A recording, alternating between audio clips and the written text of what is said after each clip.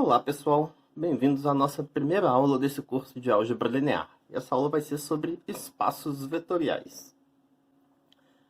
O principal objeto do nosso estudo nesse curso de Álgebra Linear vão ser os espaços vetoriais reais.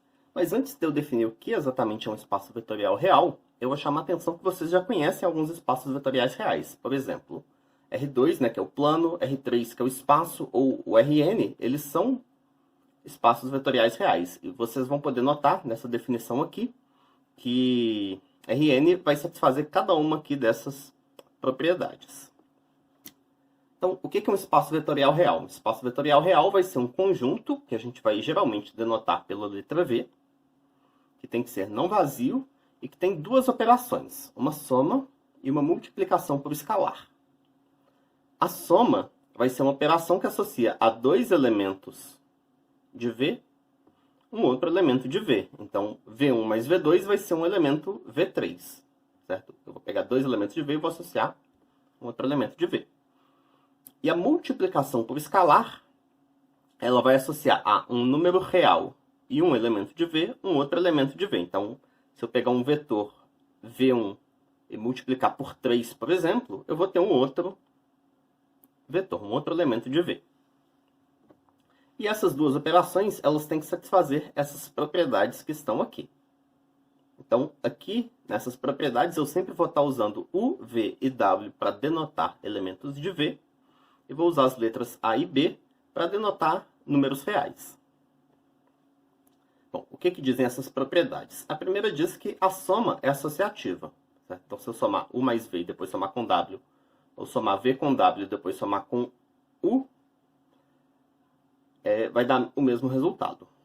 A segunda diz que ela é comutativa, então posso trocar a ordem da soma. A terceira diz que existe um elemento neutro para a soma. Então vai existir um cara aqui em V que a gente vai chamar de zero. Então, que se eu somar qualquer U com ele, vai dar o próprio U. Vai existir também o oposto para a soma. Então vai existir para todo U existe o menos U. Então, que se eu somar U com menos U, dá zero. Dá o elemento neutro, né? E além disso, o produto por escalar vai ser distributivo sobre a soma de vetores, né? Então, A vezes U mais V é a mesma coisa que AU mais AV.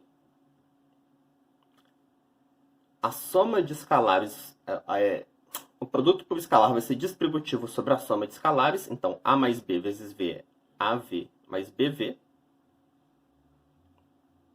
E vai existir uma espécie aqui de associatividade entre o produto por escalar e o produto de escalares. Então, se eu pegar um vetor V, multiplicar por B e depois multiplicar o resultado por A, isso dá o mesmo resultado do que se eu pegar esses dois escalares A e B, multiplicar eles e depois multiplicar pelo vetor V.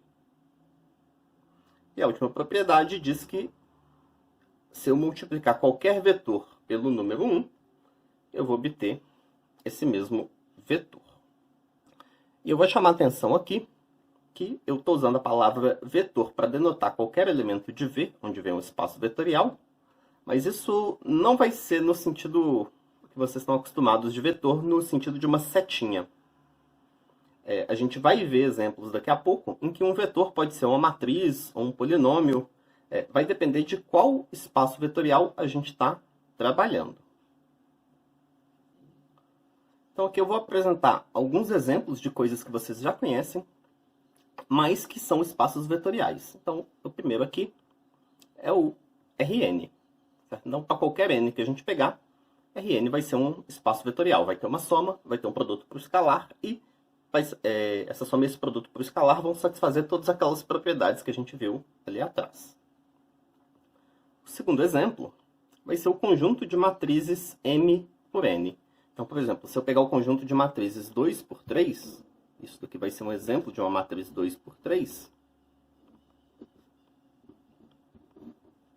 Certo? Se eu pegar, então, o conjunto das matrizes que tem duas linhas e três colunas, eu posso somar essas matrizes, isso vai me dar uma matriz 2 por 3 também. E eu posso multiplicar qualquer matriz 2 por 3 por qualquer número. Certo? Basta para isso eu pegar cada entrada aqui e multiplicar por esse mesmo número. Isso então vai servir como um produto por escalar. Essas duas operações, a soma de matrizes 2 por 3 e o produto por escalar, vai satisfazer todas aquelas propriedades ali de trás e, portanto, esse conjunto vai ser um espaço vetorial. E um terceiro exemplo é o conjunto dos polinômios de grau no máximo n. Então, o conjunto de todos os polinômios da seguinte forma. No máximo n, então eu vou ter a0 mais a1x mais a2x2 até a n xn, onde esses caras aqui são números, né? Então, todos os polinômios dessa forma. Se eu somar dois polinômios dessa forma, o grau não vai subir, né? Pode até cair, mas não pode aumentar. E, portanto, se eu somar dois polinômios de grau no máximo n, eu vou ter outro polinômio de grau no máximo n também. Eu posso multiplicar esses polinômios por um escalar, né? Se eu multiplicar por 3, basta eu multiplicar cada um dos coeficientes por 3. Isso também vai satisfazer todas aquelas 8 propriedades lá de trás. E, portanto, isso também vai ser um espaço vetorial. A gente tem agora uma definição que diz o seguinte. Se a gente pega um espaço vetorial V, um subconjunto não vazio de V, ele vai ser um subespaço vetorial, certo? Então, o subconjunto W aqui, ele é um subespaço vetorial se ele for fechado para a soma e fechado para o produto por escalar. Ou seja, se a gente pegar quaisquer dois caras de W e somar, a gente continua caindo dentro de W. Se a gente pegar qualquer cara de W e multiplicar por qualquer número real, a gente continua caindo dentro de W. E aí, se W, então, é um subespaço de V, o que acontece é W é um conjunto que tem a operação de soma definida para todo mundo em W, né? Porque já que está definido para todo mundo em V, para todo par de elementos em V, e W é um subconjunto de V, então vai estar definido para todo par de elementos em W. Vai ter definido também para todo elemento de W produto por escalar. Certo? Então, W tem essas duas operações que caem lá dentro. E, como V era um espaço vetorial, essas operações dentro de V, elas satisfaziam todas aquelas 8 condições para ser um espaço vetorial. Aqui dentro de W também vai satisfazer todas aquelas condições, certo? W aqui, como ele é um subconjunto de V, ele vai herdar todas essas propriedades. E, portanto, se W é um subespaço vetorial de V, na verdade W vai ser um espaço vetorial que está dentro de V. É um subconjunto de V que, com as mesmas operações, é um espaço vetorial.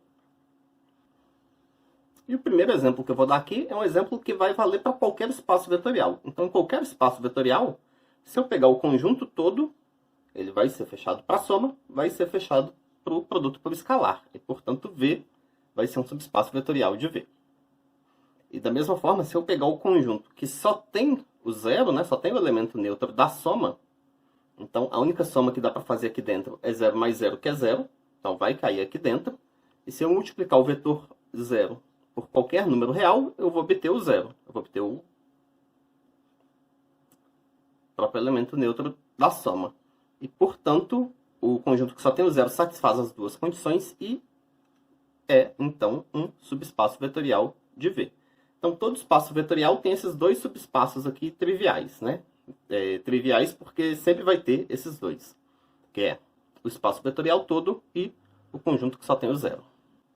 E então, nosso primeiro exemplo aqui vai ser em R3. Então, por exemplo, em R3, um exemplo de subespaço que a gente vai ter vai ser um plano passando pela origem, por exemplo. Então, se eu somar dois vetores em cima de um plano que passa pela origem, eu vou cair num terceiro vetor que está nesse mesmo plano, e, portanto, vai ser fechado para a soma de vetores. Vai ser fechado também para o produto por escalar, né? Se eu pego um vetor que está ligando a origem a um ponto desse plano e multiplicar por qualquer número, eu vou continuar nesse mesmo plano, não vou trocar de direção. E, portanto, então, o plano que passa pela origem vai ser um subespaço de R3. E, de forma mais geral, em R3, os subespaços que a gente vai ter para esse espaço vetorial vão ser os planos que passam pela origem, as retas que passam pela origem além dos dois triviais, né? Do subespaço que é só a origem e do espaço todo. E um outro exemplo aqui, se a gente pega o conjunto das matrizes quadradas, n por n, um subespaço que a gente vai ter vai ser o conjunto das matrizes triangulares superiores. Então, aqui, por exemplo, vou desenhar aqui, ó, vou pegar aqui duas matrizes 3 por 3 triangulares superiores. Então, por exemplo, então, só lembrando, uma matriz ela é triangular superior se embaixo da diagonal principal é tudo zero. Então, essa daqui é uma matriz 3 por 3 triangular superior, porque embaixo da diagonal principal eu tenho aqui 3 zeros. E se eu pego e somo duas matrizes triangulares superiores, então, por exemplo, uma outra matriz triangular superior seria essa aqui. Se eu somo essas duas matrizes, aqui embaixo da diagonal principal, como é tudo zero nas duas, eu vou obter no resultado uma matriz que aqui embaixo também é 0, 0 e 0. Então, a soma de duas matrizes triangulares superiores também vai ser uma matriz triangular superior. E da mesma forma, se eu pegar uma matriz triangular superior e multiplicar por qualquer número, então eu vou multiplicar cada entrada por esse número, né? Se eu multiplicar aqui por 3, eu multiplico cada entrada por 3, mas aqui, como era 0, 0 e 0, no resultado eu vou continuar obtendo aqui 0, 0 e 0. E, portanto, o conjunto das matrizes triangulares superiores também é fechado para o produto por escalar. Então, é fechado para a soma, é fechado para o produto por escalar. Então, esse conjunto das matrizes triangulares superiores é um subespaço do conjunto de todas, de V aqui, que é o conjunto de todas as matrizes. Bom, agora a gente tem aqui esse teorema que diz o seguinte: se a gente tem um espaço vetorial, V, e a gente tem dois subespaços, W1 e W2, então, esse espaço aqui, que a gente vai chamar de o espaço soma, que é o conjunto dos vetores de V, que podem ser escritos como a soma de um elemento de W1 mais um elemento de W2. Isso aqui vai ser um subespaço de V. A demonstração disso é um exercício do livro do Boldrini, e eu não vou fazer ela aqui não, mas ela é simples. Se vocês quiserem, olhem lá o exercício. O que eu vou fazer aqui é um exemplo. Por exemplo, em R3 eu falei mais cedo que os subespaços de R3 são os planos, além de R3 e do espaço que contém só o zero, né? Os subespaços são os planos que passam pela origem e as retas que passam pela origem. E, por exemplo, se a gente pega duas retas que passam pela origem, então, por exemplo, se a reta R, então aqui, se a gente está em R3, se eu pego a reta R, cujas equações paramétricas são x, y e z. Bom, equação paramétrica a gente colocava aqui um ponto mais um múltiplo do vetor diretor. O ponto vai ser o 0, 0, 0, porque a reta passa pela origem. E o vetor diretor aqui, eu vou colocar uma reta que tem o vetor diretor 1, 2 e 3. Eu vou pegar uma outra reta que passa pela origem também. Então, x, y, z passa pelo ponto 0, 0, 0.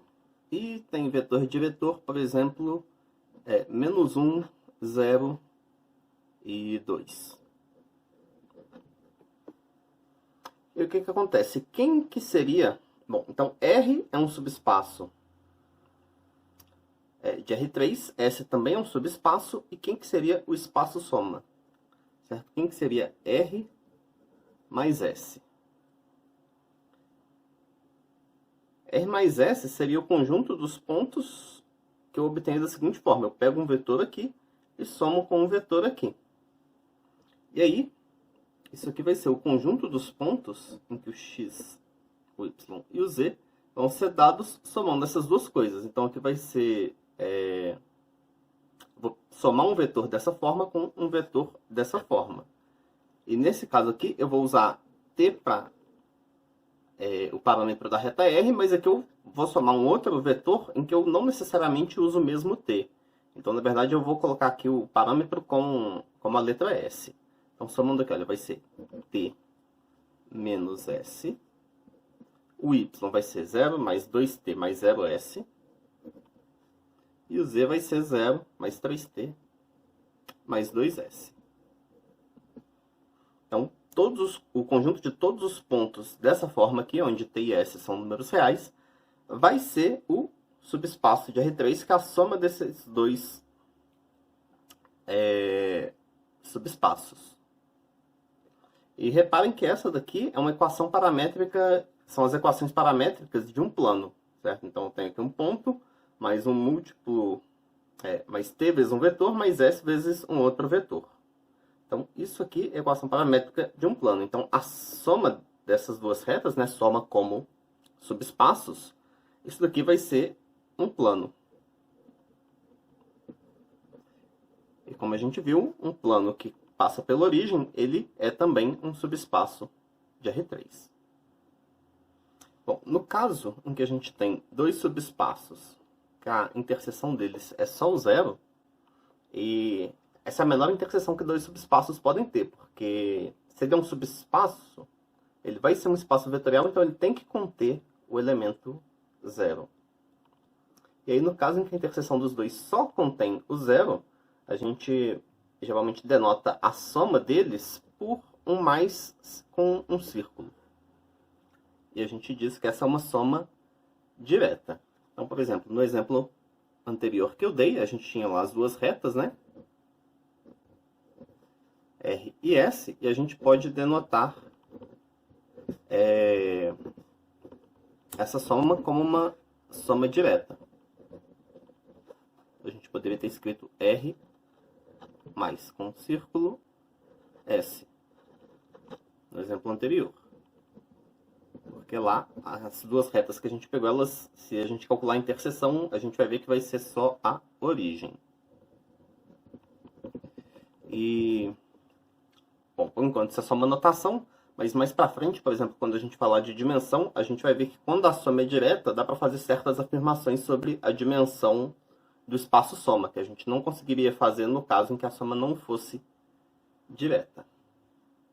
E a gente tem agora mais esse teorema aqui que diz o seguinte: se a gente tem V, um espaço vetorial, e tem W1 e W2, dois subespaços de V, então a interseção entre W1 e W2 vai ser também um subespaço de V. E eu vou demonstrar isso daqui.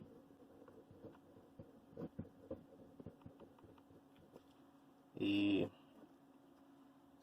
para fazer a demonstração, o que a gente vai fazer? A gente vai usar o fato de que W1 e W2, os dois são subespaços de V, e mostrar, então, que como esse é fechado para a soma e fechado para o produto por escalar, e esse aqui também vai ser fechado para a soma e fechado para o escalar, quando eu pegar quando eu pegar elementos que estão na interseção, esses elementos também vão ser fechados para a soma e fechados para o produto por escalar. Então, vamos lá. Então, se a gente tem dois elementos aqui na interseção, V e W, como os dois são elementos de W1, e W1 é fechado para a soma, porque é um subespaço, a soma deles tem que estar em W1. E como W1 é fechado para o produto por escalar também, se eu pegar qualquer um deles e multiplicar por um número real, isso vai ter que cair em W1 também. E a mesma coisa vale para W2. Como esses dois caras estão em W2 e W2 é um subespaço, então é fechado para a soma, é fechado para o produto por escalar e, portanto, a soma tem que cair em W2 e o produto por escalar também cai em W2. E, portanto, a soma está em W1, está em W2, então está na interseção dos dois. E se eu fizer o produto de um deles por um escalar qualquer, isso está em W1 e está em W2, então está na interseção entre W1 e W2. E, portanto, W1 interseção W2 é fechado para a soma, é fechado para o produto por escalar e, portanto, é um subespaço de V. Logo, W1 interseção W2 é subespaço de V.